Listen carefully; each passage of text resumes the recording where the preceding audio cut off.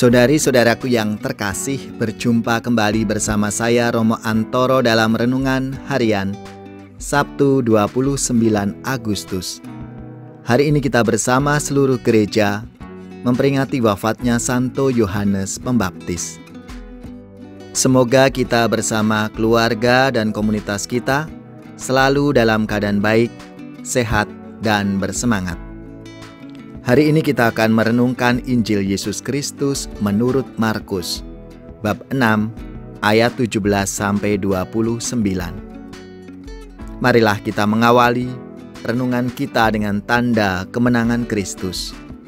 Dalam nama Bapa dan Putra dan Roh Kudus. Amin.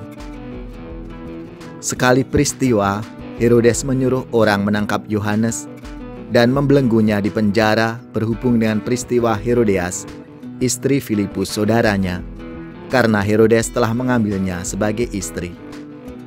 Yohanes pernah menegur Herodes, "Tidak halal engkau mengambil istri saudaramu."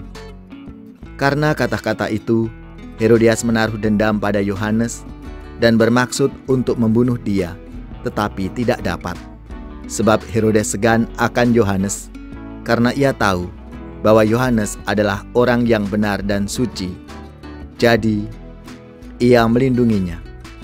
Tetapi apabila ia mendengarkan Yohanes, hatinya selalu terombang-ambing karena ia merasa senang juga mendengarkan dia.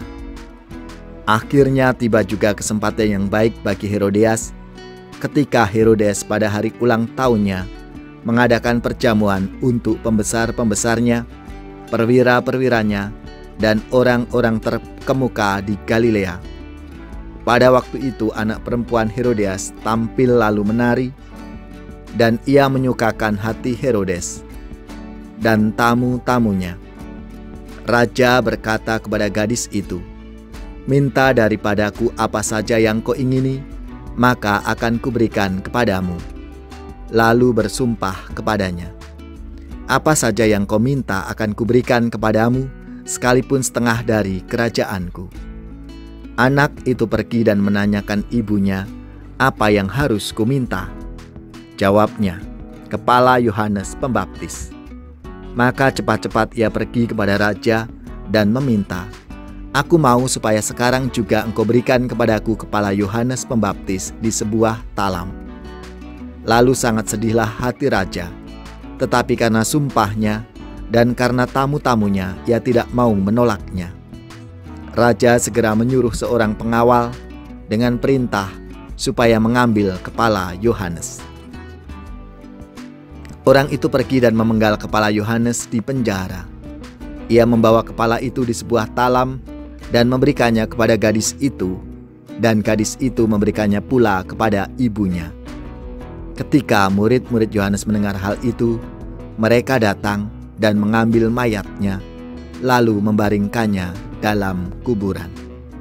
Demikianlah Injil Tuhan. Terpujilah Kristus. Saudari-saudaraku yang terkasih, apa kabar hari ini? Semoga di akhir pekan ini kita semua selalu dalam keadaan baik, tetap sehat, dan bersemangat. Hari ini kita bersama seluruh gereja memperingati wafatnya Santo Yohanes Pembaptis. Selamat dan profisiat untuk saudara-saudara, lembaga-lembaga atau gereja yang pesta nama Santo Yohanes Pembaptis. Semoga semangatnya memberi inspirasi dalam hidup dan karya pelayanan kita. Saudari-saudaraku yang terkasih, kalau kita melihat bagaimana Yohanes Pembaptis melaksanakan tugas perutusannya, tanpa getar sedikit pun Yohanes menunaikan tugasnya sebagai nabi. Ia menegur Herodes karena perbuatannya yang melanggar hukum. Dan hal ini menyebabkan Herodias benci kepadanya. Dan pada suatu kesempatan ia menyalahgunakan kelemahan Herodes untuk minta kepala Yohanes. Dan karena malu, Herodes tak dapat menolaknya. Saudari-saudaraku yang terkasih, kita tahu Yohanes sungguh siap menghadapi berbagai tantangan-tantangan yang ada dengan segala konsekuensi atas tugas perutusannya. Ketika ia mau, maka ia pun juga siap akan konsekuensi yang harus dihadapinya. Saudari-saudaraku yang terkasih, semoga semangat Santo Yohanes Pembaptis ini juga memberi inspirasi serta semangat di dalam hidup kita masing-masing. Sebagai murid-murid Yesus, kita semua dipanggil untuk menjadi nabi-nabinya. Tindak kenabian ini bisa kita laksanakan lewat tugas-tugas kita, teladan hidup kita, melalui perkataan yang kita ucapkan, meskipun kadangkala selalu ditentang oleh orang lain dan selalu berseberangan. Namun kebenaran, keadilan yang selalu kita serukan, kita wartakan. Juga kadangkala perbuatan-perbuatan kasih kita yang kadang juga ditolak oleh orang lain. Saudari-saudaraku yang terkasih, marilah melalui sabdanya kita diteguhkan.